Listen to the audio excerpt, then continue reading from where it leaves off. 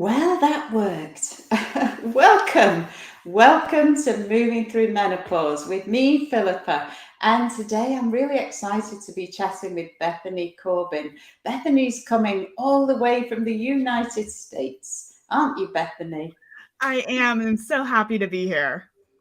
Oh, well, thank you so much. So, today we're talking a little bit outside my comfort zone, perhaps. We're talking about legal affairs. And I did mention that this is something that kind of makes me shiver and worry sometimes a little bit.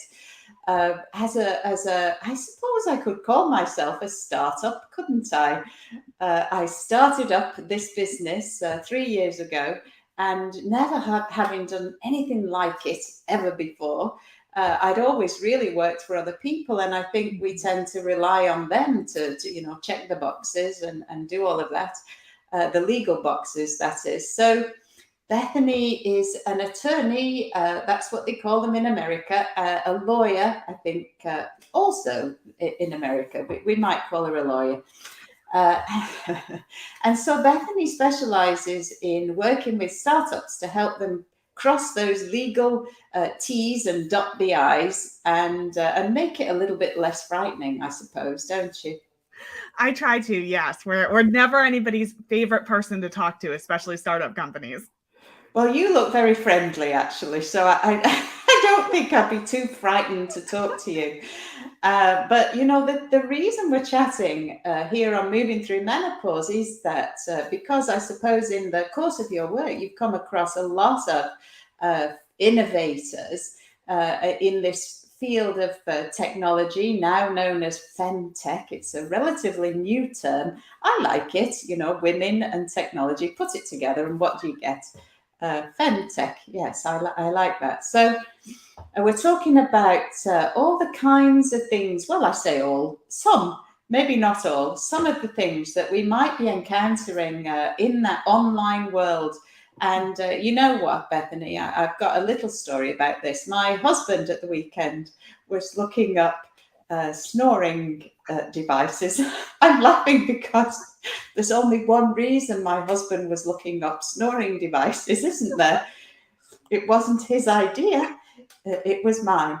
Anyway, we're doing this trawl of the internet like you do when you're trying to find solutions for health issues or, whatever it is. You're looking for solutions. And we came upon this solution, which was purported to be NHS, and that's our National Health Service here in the UK. NHS, what endorsed or something like that, And yes, on further investigation, there was no evidence at all that this was in fact the case. So people, some companies might be guilty of making bogus claims and misleading us on purpose. I don't know if I should even say that out loud, but I just did.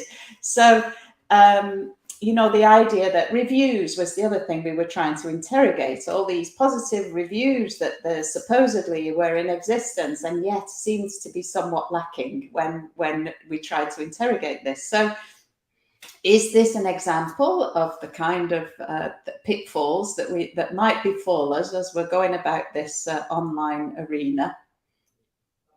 It absolutely is, and I work specifically in the healthcare field working with femtech, which for those who aren't familiar with the term, because it is relatively new, it was coined in 2016.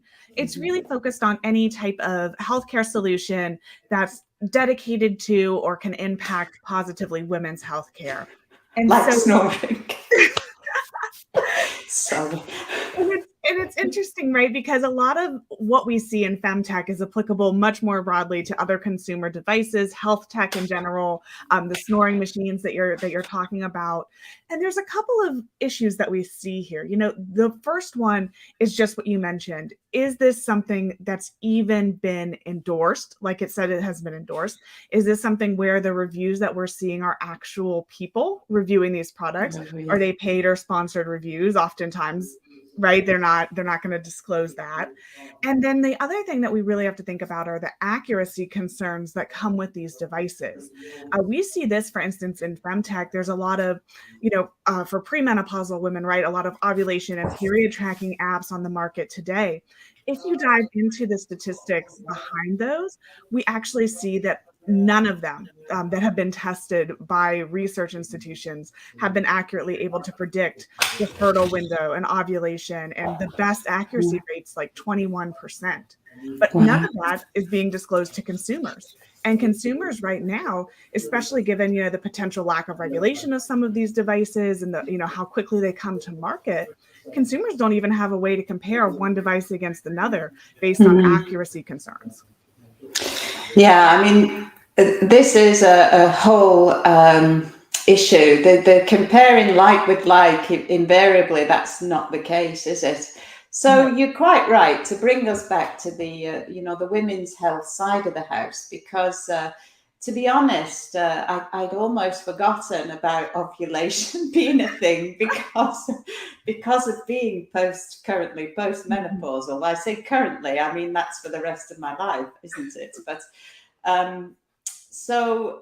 but yeah, that's definitely something that women are resorting to, to predict fertility. And I've got a question here, actually. Is this an app that you're familiar with called Natural Cycles? Is that one you've heard of? Yes, have heard of that. And is that, do we have any opinions on that? Are we allowed to have any opinions on that? Yeah, Natural Cycles is interesting because it is actually the FDA's first approved, kind of non-hormonal contraception. So it's interesting. It is an FDA approved product. The thing about it, though, is, just because something is FDA approved or is, approved by the regulatory bodies in other jurisdictions, doesn't necessarily mean that it's accurate. And Natural Cycles had, a period of time earlier, whenever they first came out, that a huge number, I think they were Swiss or Swedish women, were actually getting pregnant, even though they were using Natural Cycles. And it was like 37 women, I want to say, had gotten pregnant. So yes, it's great for something to be approved. Usually that approval is focusing on safety and efficacy to a certain point. But even if something has been approved, there's still the potential and the risks that come along with those products and those devices. And, it's very difficult, for something to be 100% effective. So definitely keeping that in mind. And, I know Natural Cycles has improved since then, but yeah. And it's interesting too, because Natural Cycles is also getting into, some really cool partnerships with other femtech and health tech companies out there. So there's now more ways in which to integrate like your Natural Cycles data with things like, I don't think they have the Apple Watch one yet, but maybe like the Oura Ring or other, health tech trackers. And so they've actually started to see a big boost in the number of female users for more general health tech products based on the partnerships that they're doing with women's health companies and companies like Natural Cycles. Oh, well, that's interesting. It's not one that I've heard of, probably because of my demographic, like we're saying. But 98% effective now is what Faye Chapman's telling me. So, they've obviously improved. But I think the integrations is what we're seeing a lot more of, isn't it? This partnership, the partnerships between companies that sort of sensibly align together.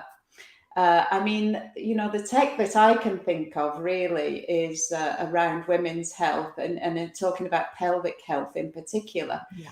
So there is a whole host of devices that we can use to help and support our pelvic health, and some of those, there's an absolute mushroom of devices on the market, so much so that physiotherapists who specialize in this area really cannot keep up.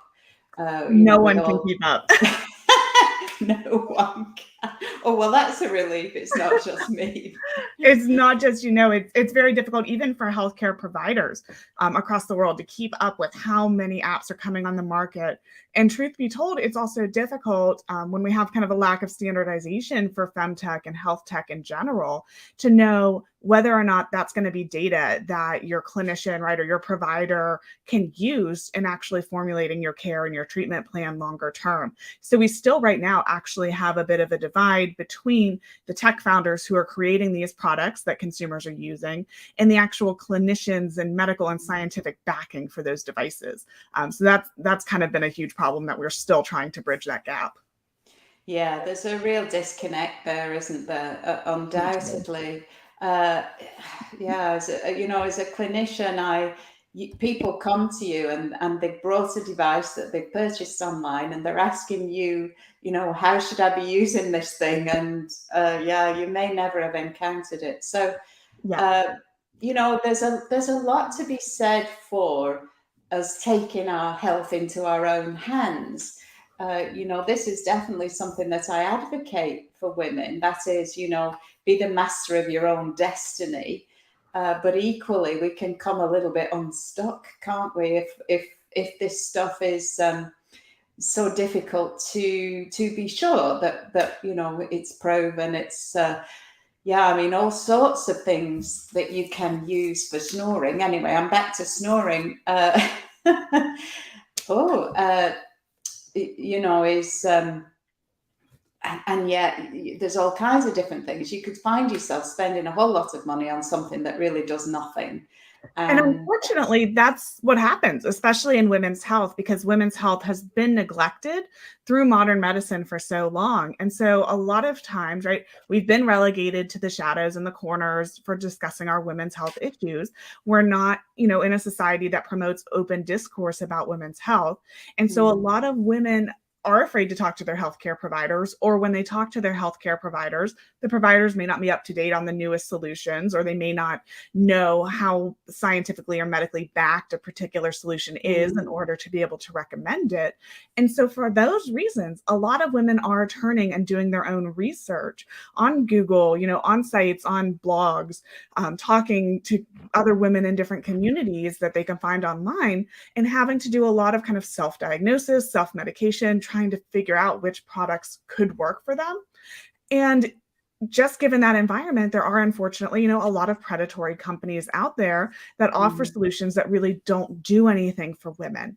And as consumers in this realm, it's very difficult for us to distinguish which companies actually are going to be medically useful for us versus the ones that are out there to get a profit, because we're not equipped with the tools that would allow us to actually compare the products that are on the market. So that can be very difficult and frustrating as a consumer, particularly when we are having to exchange things like our most intimate data in exchange for those algorithmic predictions through the applications. Oh, yes. Well, you mentioned hot potato there, I think, didn't you? The fact that this information is floating around in the public domain, and people, it can be used against us, can't it? Definitely. My inbox is full of a whole load of emails that I could happily live without. People trying to get money out of you one way or another, beg, steal, or borrow. But coming back to women's health and women's hormones, I think the thing that lots of people find so difficult is understanding what's normal even for a woman. And so we start to I mean, some women may never have had baseline data against which to compare what's happening as we transition through life, whether it is around reproduction or whether it is this transition to menopause. So, the idea that it's symptom relief is what drives the decision making really makes that quite subject to abuse, doesn't it? It does. And here's the thing too, right? Companies are starting to wise up that women make 80% of healthcare purchasing decisions throughout the world. So we're a hugely untapped market when it comes to the new devices and the new products that are coming out for healthcare. Given that, there are unfortunately companies who are now trying to step in and take advantage of our purchasing powers. And because of that, we're starting to see more and more companies start to race to market to get there quickly, to provide apps and supplements and other solutions that don't necessarily work. And they're able to do it. And it's very interesting, because when consumers are trying to even look at the, accuracy or the suitability of a product, for instance, like the snoring, like you were mentioning, what we oftentimes see is kind of some deceptive practices that can happen, not just in femtech, but with health tech generally. Let's say, for instance, you want to look at a product and you go on and you look at the website and you see they have a really cool advisory team that includes, top names that you might hear in the field. What we don't even know as consumers is, well, how active are those people really in developing a product? I had a client that I worked with once who had a very impressive advisory board member who he had one conversation with in 2 years.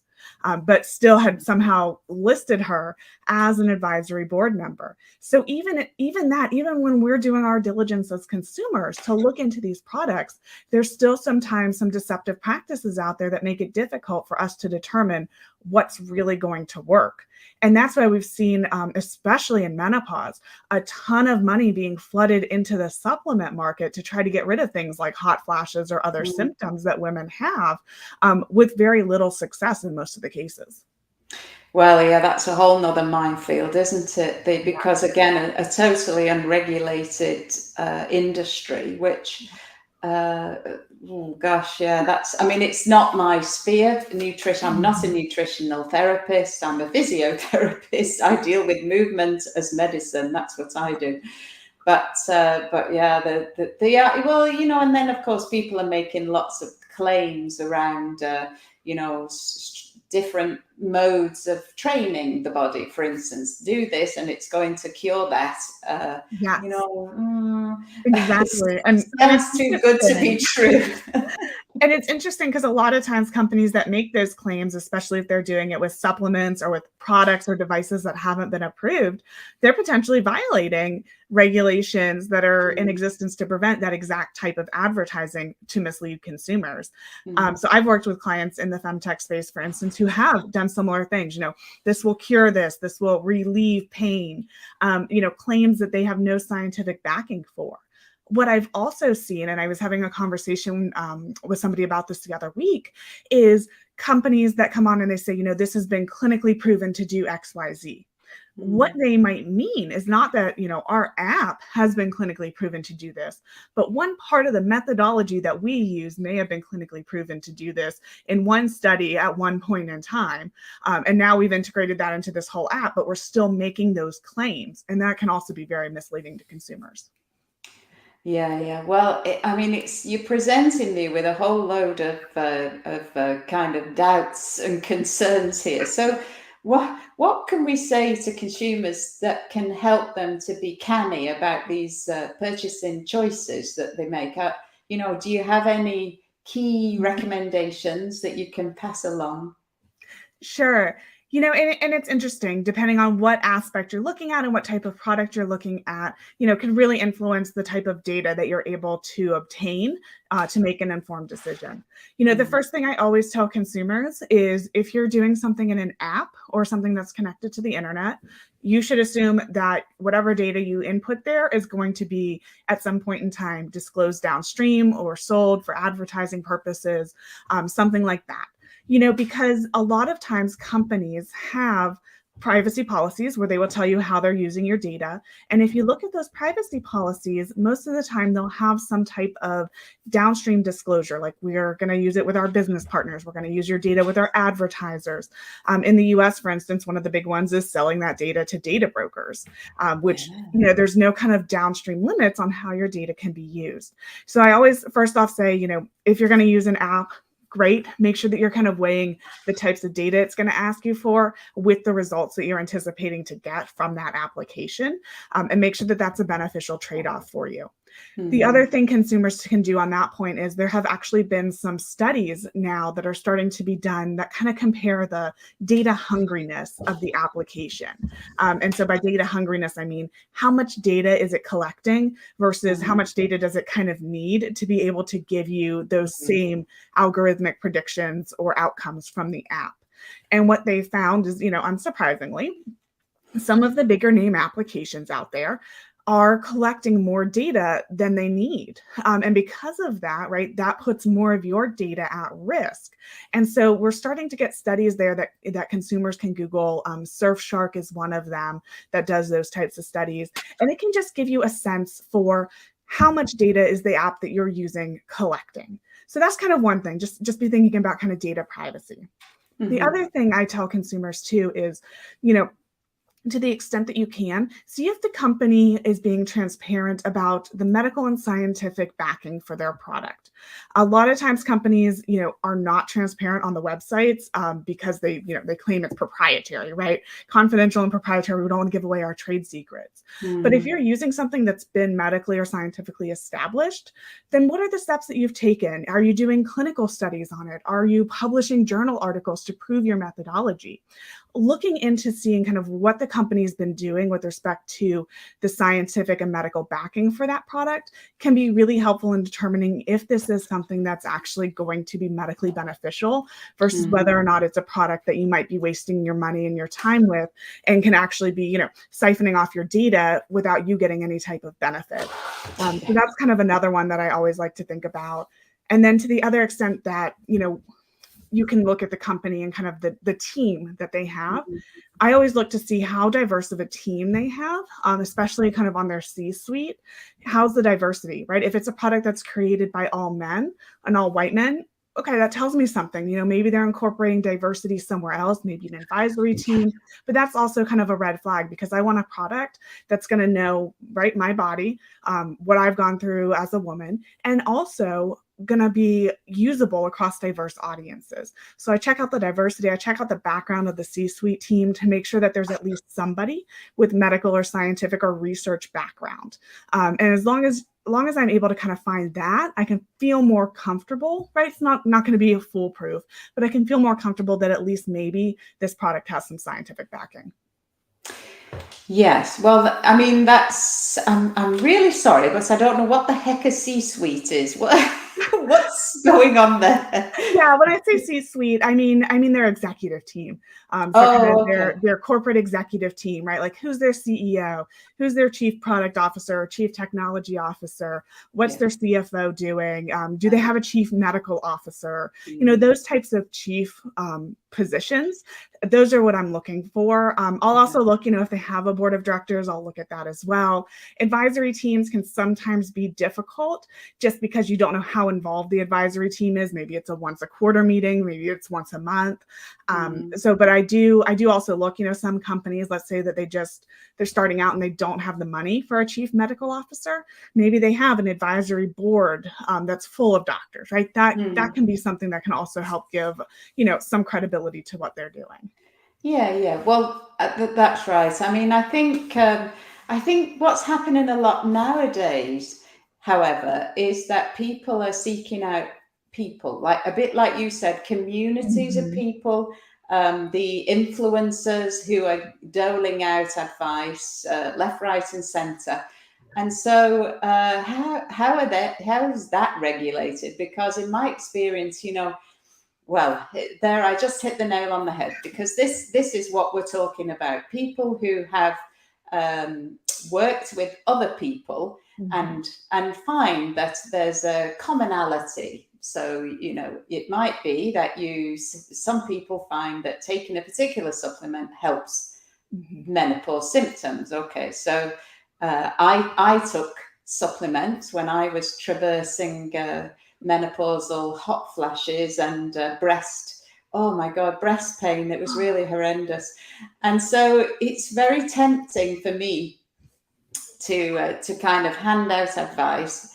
I took this and it really helped, and I took that and it really helped, and I'm a sort of what do they call it, an N of one. If it was a research project, I am it, and it's just me, and how transferable that is across the population of a whole, as a whole, you know, and there's a whole lot of smoke and mirrors can be encountered there, because we've got placebo. I mean, placebo is massive, isn't it? So, you know, I certainly stick to my, what is it in, what do we call it? Not code of practice. My, the skills that I am trained to deliver, and I deliver those skills to the people that I work with. And if they wanted nutritional advice, then I'd send them to a nutritional therapist who's qualified in that kind of, you know, that's their territory. And so those kinds of partnerships where you've got, you know, somebody who specializes in an AN area, working with somebody else, a nutritional therapist, like a physiotherapist, a nutritional therapist, and then the other piece of the puzzle that I talk about, food, movement, and the mind. So, and there's been a whole mushrooming of technology in and around this area of the body, the you know, the mind, everything coming from the mind, whether it's mood, cognition, the way in which our brain works or doesn't, some of the time. And you know, it really is important to, you know, that we can work together with people and present a comprehensive package of care. But that can be difficult when you're a practitioner working independently, and there's lots of us out there who are, you know, for the greater good. You know, we're all trying to do our part to make women's lives better. And yeah, no, absolutely, we need to interrogate people's qualifications and their the sphere of expertise, and you know, that is absolutely important. So, but that's really hard to regulate, isn't it? I imagine. Yeah, and it's interesting, right? Because you talk about the fact that so many women are turning to these communities and to other, you know, individuals who may not have certifications to give them the advice based on what worked for them personally. We have seen this proliferate in women's health right now. And, you know, part of it goes back to the fact that we as a society don't talk about women's health. And so women don't feel comfortable talking about it, you know, with people who might be closest to them and also their providers. But it also goes to the fact that sometimes providers don't have the training to give women what they need on a particular topic. And we've started to see that, especially in menopause. You know, in the US, for instance, most clinicians get 4 hours of training or less in menopause during their medical school. And very few take any type of continuing education courses afterwards related to menopause. And so that can be really difficult, right? If you're going to your healthcare provider who doesn't even know about menopause or how best to treat it, and then you end up getting dismissed. And that makes it so that you kind of have a bad interpretation of your interaction with the physician. It then makes you less trustworthy of talking to other clinicians. And because of that, right, then you're forced to kind of go and self-diagnose, self-regulate with, you know, finding answers through communities and trying things on your own. And so that goes to kind of the larger systemic problem of, how are we training clinicians for women's health care? Why are so many women getting dismissed when they go to their healthcare providers with these concerns? And once, you know, definitely still need to fix, you know, the underlying assumptions that we have about women's health from a societal perspective, the shaming, the stigma, and taboo goes with it, but also need to address it at kind of that clinical level. Because if women know and understand that they can get the help that they actually need from their clinicians, they'll start going there and getting that, you know, personalized attention based on their symptoms, based on their own unique bodies. But we don't have that trust in our clinical networks right now. And that's fueling a lot of the communications that we're seeing on, you know, these kind of communities and platforms. And some of the information is good. And then you have some of the information, right, that's completely off base, that can actually be, you know, misinformation or harmful. And so that, you know, as a woman too, how do you sort through that information? It can be very difficult. Yeah, that is the bottom line, really. That this mismatch in the education of our clinicians. I mean, it goes the same for their training when it comes to nutrition. Historically, that was really sadly lacking. Yeah.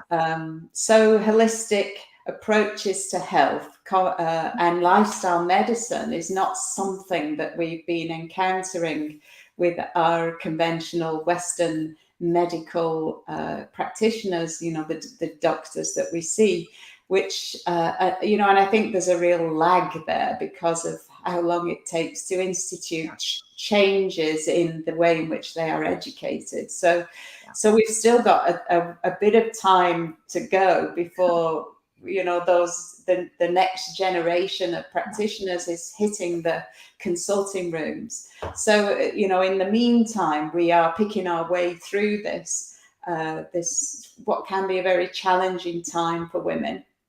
And so, it's wonderful that you're out there helping businesses to make sure that they are delivering the promises that they make in a way that is appropriate, and all above board, and helping us to navigate our way around the system. And not to get taken in, because honestly, we get really desperate. There are times when you feel so desperate that you would, if standing on your head and drinking something upside down would work, you would do it, because that's how desperate you feel.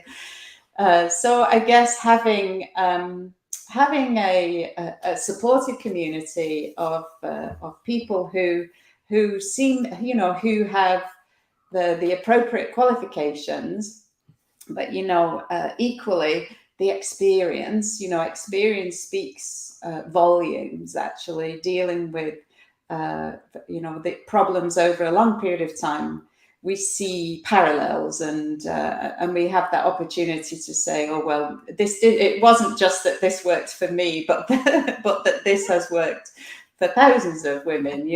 And that's what we want, really, to be using the strategies, the supplements, the technology that has worked well for lots and lots of women. And then, we start to iron out the what you call them, outliers, get those out of the equation. But it is a total that's not the way my mind works, to look out loopholes and try and fill them, or gaps. That's not my experience. But we know that those people, those businesses are out there, and for us not to fall foul of bogus claims. That old adage, if it sounds too good to be true, then the chances are it probably is. What do you say? Yeah, I think that's absolutely right, especially if you have products, that are supplements, or, that have not been clinically tested, right? Making those claims that they can cure certain conditions, right? They can help with XYZ symptoms. They've been quote unquote proven to do XYZ. All of those claims, it's hard because as consumers, you see them and you think, great, I finally found something that's going to be able to help me. And then if you start digging into it, and you're usually able to find a lot of holes, oh, it says it's proven, but where's the evidence? Oh, there isn't any evidence. Maybe there was one pain study 20 years ago that used half of this similar methodology. But as consumers, we don't have time to start digging into that, right? And spending our time looking at the science behind each of these products to see if they're going to be legitimate. And that's what companies are counting on too. No easy way to compare these, the supplements and the apps that are out there. And because of that, companies know, and they know that spending the time to potentially make something that's scientifically tested, scientifically backed, et cetera, that may not show as much return on an investment for consumers to be differentiated in the market for them to make the return that they need. And so even from that, when we think about an incentive for companies to be making products that are clinically tested and scientifically backed, what's the incentive if we as consumers can't tell and we can't make those informed decisions? And so it's almost like a chicken and egg situation there, where we can't make any informed decisions because we don't have the evidence and the testing that we need as consumers. And so therefore we're not going to get enhanced scientific products, because how are we going to tell? How's that company going to recoup all of the money that it spent to undergo clinical testing and clinical trials when right now we're all using a different product on the market that hasn't been clinically tested? So there's a lot of that's happening in health tech and in femtech as well right now. And then you also kind of have the tension. A lot of these companies, especially in femtech, are earlier stage startups. It's only been around since 2016. So we don't have a lot of, huge unicorn companies right now that are out there. Because of that, a lot of these companies do have some early stage or venture capital backing into them. And so there can sometimes be a tension between a founder, right, who wants to create a scientifically backed clinical product, and the investor who says, hey, get to market, get this product out there. Let's go. We have consumers who need this. We'll work on the clinical testing for the next iteration of the product. And so sometimes there can be that type of tension, especially if founders haven't chosen investors that have the same passion for women's health and the same passion for their mission. Yeah. So the financial drive is driving the decision making. I think actually, it was interesting. I was talking with a venture capitalist a couple of weeks ago, and what she said was, we don't want to invest right now in companies that have to go through the FDA or regulatory processes in other countries, because it's going to take so long for us to recoup our investment and recoup our money. We want to focus right now on things like those healthcare apps that can get to market quickly and we can see a faster return on investment. So that's even, harmful for women's health, because now we're not going to get the investment that we need in those longer term solutions and strategies that have the clinical backing. I mean, this incentive for companies to do the homework and to come up with products that are not just novel but actually work is sadly lacking. And the one thing that I was feeling a degree of promise in, and somebody listening has mentioned this, and that's the Zoe study.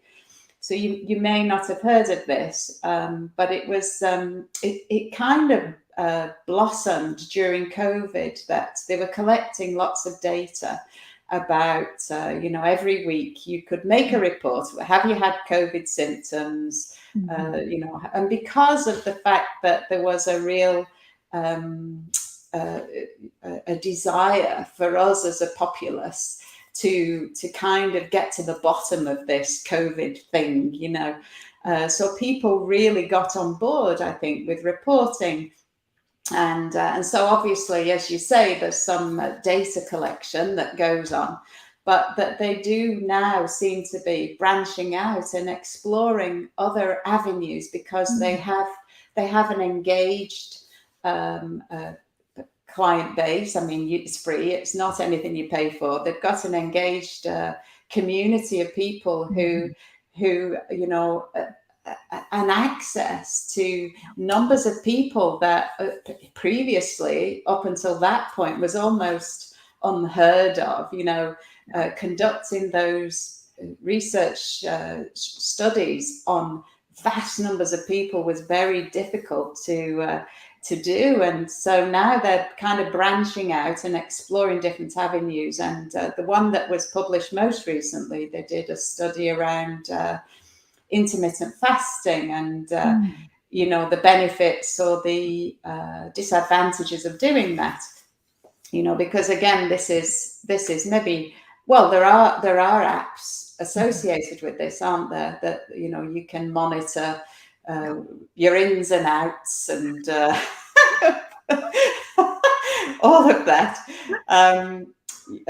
using various apps. So you can, there is money to be had, but they seem to be really quite invested in continuing to conduct research trials. And I was really hoping very much that they would jump on the menopause bandwagon and do some work around that. So fingers crossed that Zoe are listening, watching, and they can get to work helping us to fix the menopause mayhem that is a woman's lot. And regardless of whether you suffer symptoms, no woman is immune to the fact that our estrogen levels are going to go into a nosedive at some point, and sometimes sooner than you might be expecting. So, well, thank you, Bethany, so much for coming along and having a chat with us. I hope that people are not discouraged from continuing on their own health journey, and we just need to be smart about this stuff, don't we? That's the bottom line. To get smart and do your homework, and not just in sheer desperation, the first thing that you find, jump on that. Really do your homework and be your own advocate. Get wise to it, because at the end of the day, what we're saying is the medical profession is currently a little bit behind on this, and we're kind of waiting for them to catch up. And hopefully there's an appetite for that, and it won't take them too long to do it. But I will say that menopause is kind of the next frontier that we're seeing in femtech. So that's really started to blossom on the femtech side since about 2022. We've seen, some celebrities mentioning menopause and getting involved with investment into companies. So I definitely think we're going to see some movement on that menopause needle. We already have. There's some great, telehealth companies that are coming out focusing just on menopause, new apps, new wearables, just new devices to deal with hot flashes. So I'm encouraged by what we're going to see. And I think as women, the more that we can get out and talk and be open about the health issues that we're facing, the faster we can break down the stigmas and the taboos, and the faster we can get that data that we need on women's healthcare. Absolutely. Thank you so much. I mean, I think they've realized that these women who are approaching menopause, we've not all got grey hair and about to sit down in the rocking chair. We're thriving women who are busy contributing to the economy, and we need help, and that's not a negative thing in any way, shape or form.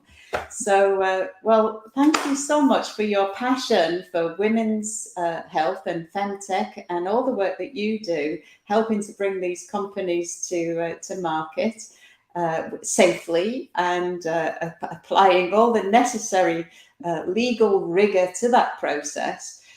So thank you so much, Bethany. I look forward to keeping in touch, and if anybody's got any questions, I'll be sharing Bethany's information in the podcast when it's published. So, let us know if you've got questions or queries. And for now, thank you so much. Take care, and bye for now.